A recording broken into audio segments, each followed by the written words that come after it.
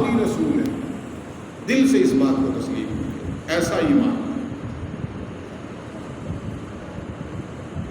اعلیٰ حضرت کے مجھے 4 مصرے یاد آ رہے ہیں۔ اللہ کی سرتا بقدم شان ہے یہ، انسان ہی انسان کو انسان ہے، قرآن تو ایمان بتاتا ہے انہیں، ایمان یہ کہتا ہے میری جان ہے۔ اور ان کا ہے وہ شعر، مسند نشین عالم امکان تمہیں تو،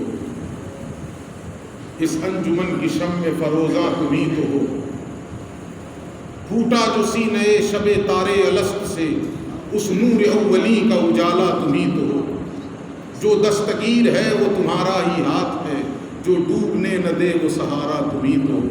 اور جس شعر کو سنانے کے لیے میں نے اس کلام کا اختر شیرانی کی نام، جس شعر کو سنانے کے لیے اس کلام کا انتخاب کیا، وہ کیا کہتا ہے، تم کیا ملے کہ دولت ایمان ملی ہمیں، یا رسول اللہ تم کیا ملے کہ دولت ایمان ملی ہمیں، ایمان کی تو یہ ہے کہ ایمان تمہیں تو، ایمان کی تو یہ ہے کہ ایمان تمہیں تو، اختر کو بے نوائی یہ دنیا کی فکر کیا، اختر کو بے نوائی یہ دنیا کی فکر کیا، ساما تراز بے سر و ساما تمہیں تو، ساما تراز بے سر و ساما۔ تو اس نوعیت کا ایمان پہلی چیز، جو صرف اقرار باللسان کی حد تک نہ ہو، زبانی کلامی نہ ہو، بلکہ تصدیق بالقلب اور اپنے پورے لوازمات کے ساتھ ایمان۔ صرف یہ نہیں کہ ہم نے رسول مان لیا، آخری رسول، اور پھر کیسا رسول، بعد از خدا بزرگ تو یہ قصہ مختصر، اللہ کے بعد اس خاکدان گیتی پر اگر کوئی افضل و اعلیٰ ہستی ہے تو وہ آپ ہے۔ اپنے پورے تمام لوازمات کے ساتھ ایمان، ورنہ ایمان تو ہے لیکن دوسری جگہوں پہ نقب زنی کی جا رہی ہے، یہ ایمان مقبول نہیں، مردود ہوگا اللہ کی بارگاہ میں۔ ایسا تو پہلی چیز ہوئی ایمان، ایمان لانا اس رسول سے ایمان کر۔ تو ہم سب لوگ دعوے دار ہیں کہ جی ایمان تو ہے ماشاء اللہ الحمدللہ، لیکن ذرا روک کر کے سوچ لیں پہلے کہ صرف زبانی کلامی تو نہیں ہے، ورنہ قرآن بھی کہتا ہے ایک موقع پر، یا ایھا الذین آمنوا باللہ ورسولہ، اے وہ لوگ جو مدعی ایمان ہو، اب میں ترجمہ یہ کر رہا ہوں، اے ایمان والوں نہیں کر رہا ہوں، اے وہ لوگ جو مدعی ایمان ہو، ایمان کے دعوے دار ہو، حقیقی اعتبار سے اللہ اور اس کے رسول پر ایمان ہو۔ یہ تو اللہ ہے، یا ایھا الذین آمنوا آمنوا باللہ ورسولہ۔ ابھی مدعی ایمان ہو تم، دلوں میں ایمان گھر کیا کہ نہیں کیا؟ ایک مقام پہ اور اللہ کہتا ہے، قالت الاعراب آمنا قل لم تؤمنوا ولکن قولوا اسلمنا ولما يدخل الایمان فی قلوبکم۔ اے نبی، یہ کچھ بدو آپ کے پاس آتے ہیں اور آ کے کہتے ہیں کہ ہم ایمان لے آئے، قل لم تؤمنوا، آپ ان سے کہہ دیجئے کہ تم ہرگز ہرگز مومن نہیں ہو، ولکن قولوا اسلمنا، ہاں یہ کہو کہ ہم سرنڈر کر گئے، یہ کہہ سکتے ہو تم بھی سرنڈر کر گئے۔ وہ سیلاب کا بہاؤ تھا، وہ بہاؤ میں بہہ گئے، تو بہاؤ میں تو چیزیں ایسے ہی بہہ جاتی ہیں نا، کوئی اپنے اس سے بہتی ہیں، پلاننگ سے نہیں۔ تو اس زمانے میں بھی ایسا ہوا تھا، حضور صلی اللہ علیہ وآلہ وسلم کی جد و جہد کے نتیجے میں اسلام کا ایک سیلاب آیا تھا۔ اس سیلاب میں بہت سے لوگ ایسے تھے جنہوں نے اپنے آپ کو ڈھیلا چھوڑ دیا، چلو بھائی بہہ جا رہے ہیں، کوئی خواہش نہیں تھی، ان کے لیے کہا جا رہا ہے ولکن قولوا اسلمنا، ہاں یہ کہو کہ سرنڈر کر گئے، تیل کی دھار ہی اتنی تیز تھی کہ کریں گے، بہت سے لوگ تھے ایسے۔ آگے دیکھیے اللہ اور کیا کہہ رہا ہے، وَلَمَّا يَدْخُلِ الْإِيمَانُ فِي قُلُوبِكُمْ، حقیقت تو یہ ہے کہ ابھی تمہارے دلوں میں ایمان داخل بھی نہیں ہوا۔ اگر اس کا ترجمہ یوں کر دیا جائے تو بھی غلط نہیں ہوگا کہ تمہیں ایمان کی ہوا تک نہیں لگی۔ تو ہمیں اور آپ کو اپنا محاسبہ کرنے کی ضرورت ہے کہ ایمان صرف زبانی کلامی تو نہیں ہے، کہ دلوں کی گہرائیوں میں اترا۔ دلوں کی گہرائی کے ساتھ پہلا تعلق ایمان کا اس رسول سے، اور جب اس تعلق کو ہم قائم کر لیں تو پھر اگلا مرحلہ کیا ہے، وَعَزَّرُوا، اب ایمان لے آئے ہو، اب اس نبی کی تعظیم بجا لو۔ تعظیم بھی کیسی ہو، کوئی اس کی مثال نہیں، کوئی مثال ہے ہی نہیں کہ آپ یہ بتا دیں کہ ایسی تعظیم اور ایسی تعظیم اور ایسی تعظیم۔ اللہ رب العزت نے ہر مثال سے ماورا کر دیا تعظیم مصطفیٰ کو، تو قرآن اس کو پروف کر رہا ہے۔ دیکھیے ایک تو بڑی مشہور آیت ہے سورہ حجرات کی، تو ابتدائی یہاں سے ہو رہی ہے، لا تقدموا بین یدی اللہ ورسولہ واتقوا اللہ ان اللہ سمیع علیم، یا ایھا الذین آمنوا لا تقدموا بین یدی اللہ ورسولہ واتقوا اللہ ان اللہ سمیع علیم۔ اے ایمان والو، اللہ اور اس کے رسول سے آگے بڑھنے کی ہرگز کوشش نہ کرو۔ اب ایک سوال یہ پیدا ہوتا ہے کہ اللہ سے کیسے کوئی آگے بڑھے گا؟ قرآن کہہ رہا اللہ اور رسول سے آگے بڑھنے کی کوشش نہ کرو۔ اللہ سے کون آگے بڑھے گا؟ اللہ سے آگے بڑھنے کا کوئی کانسیپٹ ہے، کوئی تصور ہے؟ رسول سے تو ممکن ہے کہ رسول چل رہے ہیں کوئی آگے چلے جائے، رسول بول رہے ہیں کوئی آگے آگے بولنے لگے، اللہ سے کیسے آگے بڑھے گا؟ کہنے کا مطلب ہی یہی ہے، قرآن کی ذہن دے رہا ہے رسول سے آگے بڑھنا گویا خدا سے آگے بڑھنا۔ رسول اپنی ہستی میں کیا ہو تو خدا کا نمائندہ ہے، کسی نے رسول سے اگر رسول کو کراس کرنے کی کوشش کی، آگے بڑھنے کی کوشش کی، گویا اس نے خدا سے آگے بڑھنے کی کوشش کی، وہ نمائندہ ہے اللہ کا اس پورے زمین پر۔ پھر کہا یا ایھا الذین آمنوا لا ترفعوا اصواتکم فوق صوت النبی، اے ایمان والو نبی کی آواز پہ اپنی آواز اونچی نہ کرنا۔ اور آج بھی اس کا احترام اہل عرب کرتے ہیں۔ ہمارے عالم ہیں، بڑے سینئر عالم، ہم لوگ علامہ صاحب کو بولتے، وہ بتا رہے تھے کہ حج کے دوران وہ آج بھی روضہ رسول کے اوپر میں یہ آیت لکھی ہوئی ہے، لا ترفعوا اصواتکم فوق صوت النبی۔ تو وہ جو باب السلام سے داخل ہوتے ہیں سلامی پیش کرنے کے لیے، ابھی دنیا صاحب جا کر آئے، ماشاء اللہ مبارک کرنا ان کے حج کو قبول کرنا، تو باب السلام سے داخل ہوتے ہیں سلامی پیش کرنے کے لیے۔ تو ہمارے جو لوگ ہیں نا سب کانٹیننٹ کے، انڈیا، پاکستان، بنگلہ دیش، ان کا لیڈر ہونا کہیں نہیں جاتا۔ یہ وہاں بھی جا کے جو ہے چلیے بھائی آگے بڑھیے، کہاں کھڑے ہوئے ہیں اتنی دیر لگا رہے ہیں، وہاں بھی آواز لگانا شروع کر دیتے ہیں۔ فطرت ہے نا یہ ہمارے یہاں کے لوگ، وہاں بھی شروع کر دیا کسی نے پیچھے سے، آگے بڑھیے کہ تو جو وہاں ذمہ دار کھڑے ہوتے ہیں، جن کو شرطا یا مطلبہ کہا جاتا ہے، اگر پولیس والے ہوں یا جو امر بالمعروف والے ہوتے ہیں، دو طرح کے لوگ ہوتے ہیں، ایک تو پولیس والے ہوتے ہیں، دوسرا امر بالمعروف ہوتے ہیں۔ اس میں کسی ایک نے زبان سے کچھ نہیں کہا، اس نے صرف اشارہ کیا، ایسے اشارہ کیا، یعنی اس نے ایک میسج دینے کی کوشش کی ہے کہ آج یہ نہ سمجھو کہ اس آیت کا مفہوم ختم ہو گیا، آج بھی بارگاہ مصطفیٰ میں اپنی آواز اونچی نہ کرو۔ اور میں اکثر وہ مصرع پڑھتا ہوں کہ اونچی آواز ہوئی عمر کا سرمایہ ہے۔ حضرت ابو بکر پہ تو ایسی کیفیت طاری ہو گئی تھی کہ بارگاہ مصطفیٰ میں آواز ہی نہیں نکلتی تھی، حضور کو بولنا پڑتا تھا کہ ابو بکر ذرا اونچا بولو، بولنا پڑتا تھا رسول اللہ۔ جب سے یہ آیت نازل ہوئی تھی ایسا خوف طاری ہوا تھا حضرت ابو بکر پہ کہ بولتے ہی نہیں تھے رسول کی بارگاہ میں کہ کہیں بے ادبی نہ ہو، کہیں آواز نہ اونچی ہو۔ حضور کہتے تھے ابو بکر ذرا اونچا بولو۔ اور پھر آگے کیا کہا، وَلَا تَجْهَرُوا لَهُ بِالْقَوْلِ كَجَهْرِ بَعْضِكُمْ لِبَعْضٍ، جیسے آپس میں ایک دوسرے کو بلا لیتے ہو، نبی کو نہ پکارنا۔ اور دیکھیے سزا کتنی بڑی ہے، أَن تَحْبَطَ أَعْمَالُكُمْ وَأَنْتُمْ لَا تَشْعُرُونَ، اگر یہ بے ادبی ہوئی تو تمہارے سارے اعمال اکارت کر دیے جائیں گے، برباد کر دیے جائیں گے۔ اور یہ کن سے کہا جا رہا ہے؟ اولین مخاطب کون ہے؟ صحابی۔ اولین مخاطب اس آیت کے وہی ہے نا، صحابہ ہے نا۔ جب صحابہ ابو بکر عمر عثمان و علی سے کہا جا رہا ہے اونچی آواز ہوئی، عمر کا سرمایہ گیا۔ اگر بارگاہ مصطفیٰ کے ادب میں ذرا سی بھی کمی واقع ہوئی، أَن تَحْبَطَ أَعْمَالُكُم، جب ان کو اللہ کہہ رہا ہے کہ تمہارے اعمال اکارت کر دوں گا، تو ہم اور آپ کس پہ کی مولی ہیں؟ جب ان سے کہا جا رہا ہے کہ تمہارے اعمال برباد کر دیے جائیں گے، وَأَنْتُمْ لَا تَشْعُرُونَ، تمہیں احساس تک نہیں ہوگا، تمہیں پتہ تک نہیں چلے گا۔ اور پھر دیکھیے آگے کیا کہا، إِنَّ الَّذِينَ يَغُضُّونَ أَصْوَاتَهُمْ عِنْدَ رَسُولِ اللَّهِ أُولَٰئِكَ الَّذِينَ امْتَحَنَ اللَّهُ قُلُوبَهُمْ لِلتَّقْوَىٰ لَهُم مَّغْفِرَةٌ وَأَجْرٌ عَظِيمٌ۔ اللہ کہتا ہے جو لوگ نبی کی بارگاہ میں اپنی آواز پست رکھتے ہیں، یہ وہی لوگ ہیں جن کے دلوں کو اللہ رب العزت نے تقویٰ کے لیے چن لیا۔ مطلب کیا ہے؟ جو نبی کا ہر حال میں ادب بجا لاتے، وہ نگاہوں سے کہیں ادب کا پہلو اوجھل نہیں ہوتا جن کی نگاہوں سے، یہ وہ لوگ ہیں جن کے دلوں کو اللہ رب العزت نے تقویٰ کے لیے منتخب کر لیا، چن لیا۔ اور آگے اللہ کہتا ہے لہم مغفرۃ و اجر عظیم، ان کے لیے مغفرت بھی ہے اور بڑا اجر بھی ہے، بخشش کا پروانہ بھی ہے اور بہت بڑا اجر بھی ہے۔ آگے سنیے کیا کہہ رہا ہے اللہ، میں نے جو کیا کہا تھا نا، ہر مثال سے ماورا، یہ جب ادب کا معاملہ آئے گا مصطفیٰ جان رحمت صلی اللہ علیہ وسلم، وہ کیوں کہہ رہا ہوں دیکھیے، آپ دنیا کا دستور کیا ہے، آپ کسی کے دروازے پہ جائیے آواز دیجیے اسے، یہی ہے نا دستور،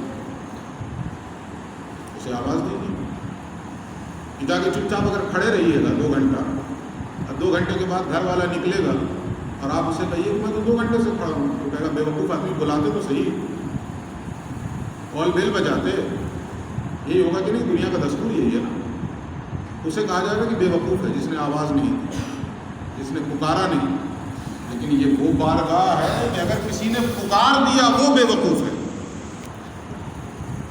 ان الذین ینادونک من وراء الحجرات اکثرهم لا یعقلون، وہ لوگ جو پردے کے پیچھے سے، دیوار کے پیچھے سے نبی کو آواز دیتے ہیں، نبی کو پکارتے ہیں، وہ بے شعور ہیں، ان کی عقل ماری گئی ہے، ان کی مت ماری گئی ہے، انہیں تمیز نہیں ہے، اس بارگاہ کا ادب نہیں معلوم۔ دیکھیے ضابطہ بدل گیا کہ نہیں بدل گیا ہے؟ اس لیے میں نے کہا کہ کوئی مثال نہیں ہے کہ ایسا ادب ہو اور ویسا ادب ہو اور ان کے جیسا ادب ہو، کچھ نہیں۔ اللہ رب العزت نے دنیا کے ہر مثال سے ان کے ادب کو ماورا کر دیا، ادب مصطفیٰ کو، اس لیے ضابطہ بدل گیا۔ دنیا میں اگر کوئی کسی کو آواز نہ دے تو بے وقوف کہا جائے، یہ پاگل آدمی 2 گھنٹے سے کھڑا تھا، یہ آواز کیوں نہیں دی اس کو؟ لیکن مصطفیٰ کی بارگاہ کا ادب یہ ہے کہ آواز دینا بھی ادبی ہے۔ قرآن کہتا ہے اکثرهم لا یعقلون، اور صرف اتنا ہی نہیں ہے، آگے کہتا ہے وَلَوْ أَنَّهُمْ صَبَرُوا حَتَّى تَخْرُجَ إِلَيْهِمْ لَكَانَ خَيْرًا لَّهُمْ وَاللَّهُ غَفُورٌ رَّحِيمٌ۔ اگر وہ صبر کرتے، وہ کتنی دیر صبر کرتے، کوئی لمٹ نہیں کہ آدھا گھنٹہ کرتے کہ 1 گھنٹہ کرتے کہ 2 گھنٹہ کرتے، اتنا صبر کرتے کہ خود نبی دروازے کے باہر آتے، حَتَّى تَخْرُجَ إِلَيْهِمْ، یہاں تک کہ خود مصطفیٰ باہر آ جاتے تو ان کے حق میں یہ بہتر ہوتا، لکان خیر اللہ، اب بہتر ہوتا، حضور باہر آتے، کوئی آواز نہیں، چپ کھڑے رہو، اس بارگاہ میں جبریل بھی آتے ہیں تو ادب سے آتے ہیں، یہ بے ادبی ہے یہاں، تو بدل گیا کہ نہیں ضابطہ؟ دنیا کے ضابطے کے خلاف ہو گیا کہ نہیں ہو گیا؟ آپ مثال دیتے ہیں کہ ایسی تعظیم ویسی کوئی مثال نہیں، کچھ نہیں، جو اللہ نے بتا دیا بس وہی، کھڑے رہو، آواز نہیں دے سکتے، انتظار کرو، زندگیاں گزر جائیں پھر بھی انتظار کرو، یہی تو کہہ دیا نا قرآن نے، گویا کہ کوئی لمٹ تو نہیں بتائی نا اللہ رب العزت نے کہ اتنا کر لو اس کے بعد اجازت ہے آواز دینے کی، نہیں، کھڑے رہو جب تک خود مصطفیٰ نہ باہر، صبر کرتے رہو، انتظار کرتے رہو، واللہ غفور رحیم۔ اگر کسی نے آواز دے دی تھی تو وہ لوگ تو محبوبان خدا تھے نا، ان کی نیت تو صالح تھی، تو ان کے لیے کہا چلو اللہ بخشنے والا ہے، رحم فرمانے والا، یہ ان کے لیے ہے کیونکہ ان کی نیتیں صالح تھیں۔ آج اگر کوئی اس طرح کی بے ادبی کا تصور کر جائے، اس کے لیے نہیں ہے لکان خیر لہم واللہ غفور رحیم، اس کے لیے نہیں بخشش کا پروانہ ملے گا، اس کے لیے تو پھر وہی ضابطہ آئے گا، ان تحبط اعمالکم وانتم لا تشعرون، تمہارے اعمال غارت کیے جائیں گے اور تمہیں پتہ نہیں چلے گا۔ تو دوسری چیز کیا ہوئی؟ تعظیم۔ پہلا رشتہ تعلق قائم کرنا چاہتے ہیں ایمان، دوسری چیز تعظیم۔ تعظیم کیسی ہے؟ اللہ نے بتا دی، کسی اور کے لیے اللہ نے بتا دی۔ ایک تو اور بڑی مشہور حدیث ہے، میں اکثر اس موضوع پہ جب بھی گفتگو کرتا ہوں تو وہ حدیث کوٹ کرتا ہوں، حضرت عباس والی، جو حضور کے چچا ہیں، رشتے میں چچا بھی ہیں رشتے میں اور عمر میں بھی بڑے۔ ان سے پوچھنے والے نے پوچھا کہ عباس یہ بتائیں آپ بڑے ہیں یا محمد بڑے ہیں صلی اللہ علیہ وسلم؟ جواب سنیے حضرت عباس کا، اور تعظیم سمجھیے کہ کیسی تعظیم کا سبق سکھایا اہل البیت نے۔ سوچیے جب گھر والے ایسی، دیکھیے آج کیا ہو رہا ہے، آج معاملہ اس کا الٹ ہے نا۔ ایک شخص یہ ہے کہ دنیا والوں کی نظر میں بہت علامہ فہامہ سمجھا جاتا ہے، لیکن چچا اس کو کیا کہے گا؟ بھتیجوا ہے ہمارا، دادا تو یہی نہ کہے گا کہ تمہارے لیے ہوں گے علامہ پیر صاحب، ہمارا تو کتبہ ہے۔ لیکن یہاں بارگاہ مصطفیٰ ہے، ذات رسالت مآب ہے، عام پیمانوں سے نہیں تول سکتے۔ یہاں اہل البیت ہیں، چچا ہیں۔ پوچھنے والے نے پوچھا آپ بڑے ہیں یا محمد بڑے ہیں؟ حضرت عباس جواب دیتے ہیں کہ بڑے تو حقیقت میں وہی ہیں، پیدا میں پہلے ہوا۔ کہتے ہیں بڑے تو حقیقت میں وہی ہیں، پیدائش میری پہلے ہو گئی. یہ ہے تعظیم. اس لیے جب بات تعظیم مصطفیٰ کی آوے تو کوئی حد بندی کا تصور مت کیجئے کہ یہاں تک جانا ہے تعظیم میں. نہیں، جہاں جا سکتے ہو تعظیم مصطفیٰ میں جائیے. اللہ کو پسند ہے، اللہ اسے دوست رکھے گا جو اس کے حبیب کی عظمت کا ڈنکا بجائے گا، جو اس کے حبیب کی تعظیم کرے گا. ایسی تعظیم ہونی چاہیے. یہ دوسرا تعلق. تیسرا تعلق کیا ہے؟ وَنَصَرُوا، اس نبی کی مدد کرو. اب اس نبی کی مدد کا کیا کانسیپٹ ہے؟ کس سینس میں مدد کرو؟ کیا مدد کریں گے ہم اس نبی کی؟ دیکھیے اللہ رب العزت نے ایک بہت بڑی ذمہ داری دی اپنے رسول کو. بہت بڑی ذمہ داری. 1,24,000 کم و بیش نبی آئے، کسی نبی کو یہ ذمہ داری نہیں دی گئی، صرف رسول کو دی. اور قرآن میں 3 جگہ کہا گیا، 3 جگہ. میں نے آج اصل کے بعد والی مجلس میں بتایا تھا کہ جب کوئی اہم بات ہوتی ہے تو اللہ رب العزت قرآن کریم میں کم سے کم اسے 2 مرتبہ ذکر کرتا ہے. کوئی اہم مضمون ہوتا ہے، کوئی اہم عنوان ہوتا ہے تو کم سے کم اللہ قرآن میں اس کا 2 مقام پہ ذکر کرتا ہے. اور یہاں تو 3 جگہ ہے. 3 جگہ کیا ہے؟ هو الذی ارسل رسولہ بالہدی ودین الحق لیظہرہ علی الدین کلہ. دوسرے نبیوں کی ذمہ داری کیا تھی؟ جو پیغام ہم نے دیا وہ پہنچا دیجیے، بات ختم. آپ کی ذمہ داری ادا ہو گئی. جیسے ہم لوگ کیا کرتے ہیں، تقریر کے بعد ایک جملہ بولتے ہیں نا، وما علینا الا البلاغ. اس کا مطلب کیا ہوگا؟ ہماری ذمہ داری تو صرف اتنی ہے کہ پہنچا دیں. ہم نے پہنچا دیا، بات ختم. آپ مانیں نہ مانیں، تبدیلی آئے نہ آئے، دین قائم ہو نہ ہو، اس سے غرض نہیں. یہ ہماری ذمہ داری نہیں. ہماری ذمہ داری صرف پہنچانا. تو بقیہ جتنے انبیاء آئے کسی کو یہ ذمہ داری نہیں دی گئی. پہنچانا آپ کی ذمہ داری، آپ پہنچا دیجیے، بات ختم. نہیں مانتا ہم سمجھ لیں گے اس سے. لیکن رسول کو 3 مقام پہ اللہ نے کہا میں نے آپ کو بھیجا ہے دین دے کر، دین حق دے کر اور ہدایت دے کر. تو آپ کی ذمہ داری صرف پہنچانا ہی نہیں ہے، لیظہرہ علی الدین کلہ. جس دین کو میں نے دے کر بھیجا ہے اس دین کو غالب کرنا آپ کی ذمہ داری. معاشرے میں، سماج میں، سوسائٹی میں اس دین کی بالادستی قائم ہونی چاہیے. دین نافذ ہونا چاہیے. یہ نہیں کہ بس بول دیا بات ختم، پہنچا دیا بات. نہیں، دین نافذ کرنا رسول کی ذمہ داری، دین غالب کرنا رسول کی ذمہ داری، دین کی بالادستی یہ رسول کی. ان الحکم الا للہ. یہ زمین اللہ کی ہے تو حکم بھی اللہ کا چلے گا. میں اللہ کا نمائندہ ہوں لہذا میری بات ماننی پڑے گی.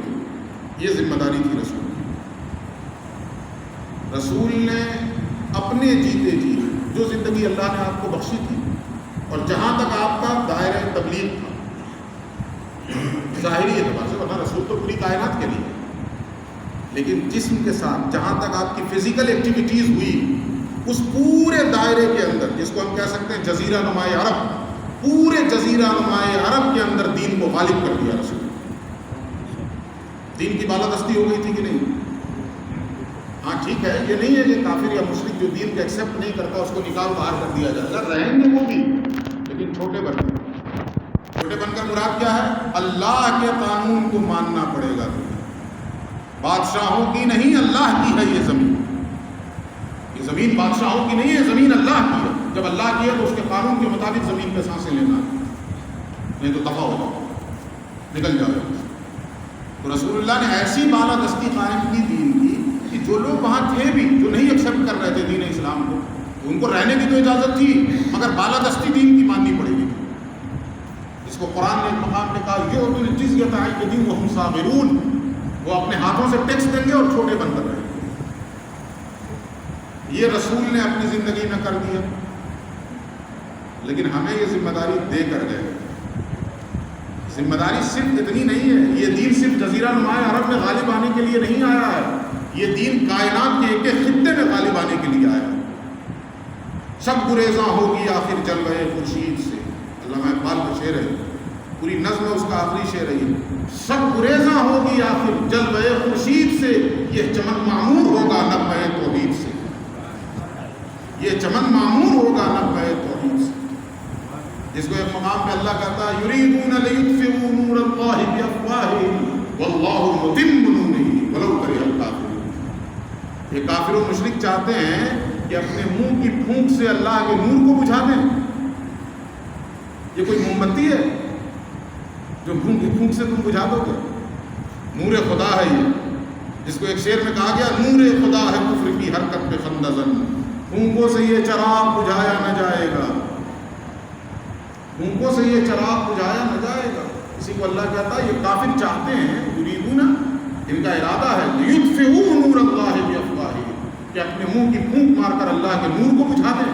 یہ تو ان کی چاہت ہے، اور اللہ کی چاہت کیا ہے؟ واللہ متم نورہ، اور اللہ اپنے نور کو مکمل کرنا چاہتا ہے. کس کی چاہت چلے گی؟ مومن اور اللہ کی چاہت ٹکرا جائے تو کس کی چاہت چلے گی؟ اللہ کی. کہ ہم کہیں گے نہیں ہم بھی مومن ہیں، تھوڑی سی ہماری بھی چلے. جب مومن اور اللہ کی چاہت ٹکرائے تو بھی اللہ ہی کی چلے گی. یہاں تو کافر اور اللہ کی چاہت ٹکرا رہی، چاہت تو اللہ کی چلنی ہے نا. اس کا نور اس پوری کائنات میں پھیل جائے. وہ نور کون ہے؟ نور توحید. اس پوری روئے زمین پر اللہ کی حکومت غالب آئے گی. ہونا ہے اس. اسی لیے اقبال نے کہا وقت فرصت ہے کہاں، کام ابھی باقی ہے. یہ مدد کیسی مدد ہے؟ اللہ کہہ رہا ہے اس نبی سے تعلق قائم کرنا چاہتے ہو مدد کرو. کیسی مدد؟ دیکھیے اقبال نے شعر نواز لکھا وقت فرصت ہے کہاں، کام ابھی باقی ہے. اور وہ کام کون سا باقی ہے؟ نور توحید کا اتمام ابھی باقی ہے. نور توحید کا اتمام ابھی باقی ہے. اس نبی کی مدد کرنے کا مطلب ہی یہی ہے کہ جو ذمہ داری اللہ رب العزت نے اس نبی کو دی تھی اس کائنات میں دین کو غالب کرنا ہے، اپنی زندگی میں جزیرہ نماء عرب میں غالب کر دیا. اب امت کو ذمہ داری سونپ ہے اپنی اپنی بساط کے مطابق جہاں تک ہو سکے اس دین کو غالب کرو، اس دین کو نافذ کرو، اللہ کے نظام کی بالادستی کرو. اب کہاں کرنا ہے ہمیں؟ ایک سوال یہ پیدا ہوتا ہے کہ چلے جی کرنا ہے، آج سے شروع کر دینا ہے، تو کہاں کیجیے گا؟ جا کر کے مودی جی کا کان پکڑ کے اتاریے گا، ہٹو ہم بیٹھے. اس چکر میں نہ پڑیے. شروعات کہاں سے کیجیے؟ جہاں اللہ رب العزت نے آپ کا کنٹرول دیا ہے وہاں دین نافذ کیجیے. جہاں کنٹرول نہیں ہے بھول جائیے اس کے چکر میں پڑیے. جہاں کنٹرول نہیں ہے اس کے آپ مکلف بھی نہیں ہیں. مکلف اتنے ہی ہے جہاں کنٹرول ہے. کنٹرول کہاں دیا اللہ رب العزت نے؟ کم سے کم اس سلطنت میں تو کنٹرول دیا ہے سر سے لے کے پیر تک. یہ جو ایک سلطنت ہی ہے نا، یہ بھی اس سلطنت کا بادشاہ کون ہے؟ ہم، آپ بھی کہہ سکتے ہیں ہم بڑے فخر کے ساتھ. یہ جو سلطنت ہے سر سے لے کے پیر تک، اس میں حکمراں کون ہے؟ ہر شخص ہے نا. آپ اس ہاتھ کو جب کہتے ہیں اٹھو اٹھ جاتا ہے، اس پیر کو جب کہتے ہیں چلو چلنے لگ جاتا ہے. 8 کلومیٹر چلا کے لائیے پھر کہیے چلو. دیکھیے کیسی حکمرانی اللہ نے دی ہے. میں پیر سے معذور پھر بھی کہتا ہوں چلو تو چلنے لگ جاتا ہے.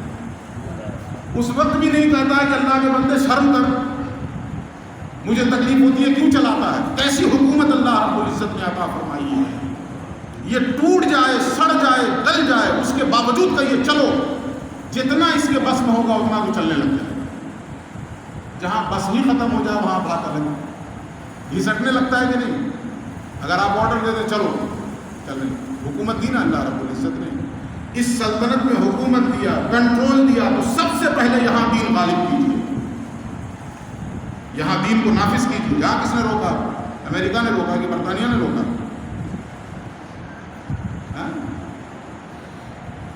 کس نے روکا ہے یہاں دین قائم کرنے کے لیے؟ ہم لوگ کہتے ہیں حکومت اچھی نہیں ہے ورنہ دین قائم کر دیتے. اللہ کے بندو، یہاں کس حکومت کا دخل ہے؟ کسی کا نہیں. تو یہاں تو دین قائم کر دیں ہم. اور یہاں قائم کرنے کے بعد پھر اگلا مرحلہ کیا آئے گا؟ بیوی پر دین قائم کیجیے. اگلا مرحلہ بیوی، اس کے بعد بچے. یہ ترتیب پیش نظر رہے. پہلے بیوی تب بچے. بیوی کو پوری آزادی دیجیے کہ 1.5 کلو کا میک اپ کر کے گھومو، اور بچوں کو کہیے کہ نہیں اسلامی روش کے مطابق زندگی گزارو. غلط. دیکھیے قرآن کیا کہتا ہے؟ کل ازواجک و بناتک و نساء المؤمنین. ذرا اس ترتیب کو پیش نظر رکھیے. اے نبی آپ کہیے، ان لوگوں سے کہیے، پردے کا حکم جہاں آ رہا ہے سب سے پہلے اپنی بیویوں سے کہیے، لِأَزْوَاجِکَ، اس کے بعد آیا وَبَنَاتِکَ، پھر اپنی بیٹیوں سے کہیے، اس کے بعد آیا وَنِسَاءِ الْمُؤْمِنِينَ، پھر عام مومنہ عورتوں سے کہیے۔ یہ ترتیب ہمیں کیا بتا رہی ہے؟ ہر محاذ پر تبلیغ کرنا ہو سب سے پہلے اپنے اوپر، پھر اپنے گھر والوں، پھر اس کے بعد دوسرے۔ لیکن ہم لوگ یہاں معاملہ الٹ دیتے ہیں، بقول جگر کے کہ باہما ذوقیا کہیں ہائے رے پستی بشر، سارے جہاں کا جائزہ اپنے جہاں سے بے خبر، پوری دنیا میں گھوم گھوم کے تبلیغ کر رہے ہیں اور اپنے گھر میں نہ کر سکے، اپنے اوپر